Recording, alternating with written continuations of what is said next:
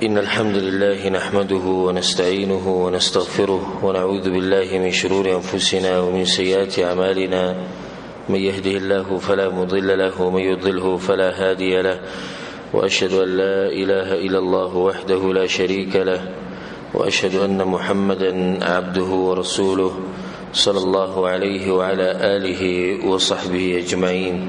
أما بعد،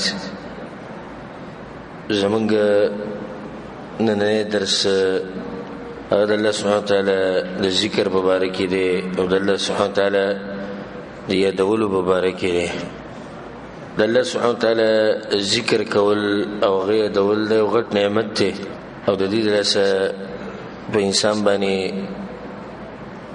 بشمار انعامات نازلیږي د الله سبحانه وتعالی طرفنا، بشمار نعمتونه، رحمتونه، برکتونه د الله ذکر د لاسه په انسان باندې نازلېږي او انسان ته په نصیب شي. او د دې د لاسه الله سبحانه وتعالی د انسان حفاظت هم کوي د مصیبتونو نه، د سختونه.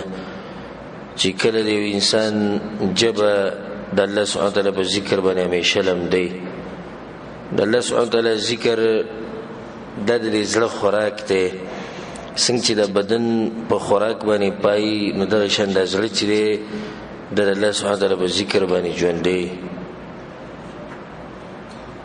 یو حدیث کې راځي د ابو موسی اشعری رضی الله عنه حدیث دی، امام بخاری امام مسلم دواړو راوړی. وی رسول صلی الله علیه وسلم وی مثل الذي يذكر ربه والذي لا يذكر ربه مثل الحي والميت. یو سړی الله یادی، یو سړی نه یادی، د دوی مثال د ژوندي او د مړ دی.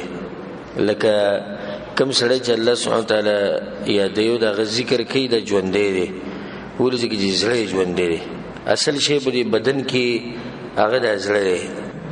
حدیث کې راځي رسول صلی الله علیه وسلم وایي چې په دې جسم کې یو ټوکړه ده، که هغه برابر شو نو ټول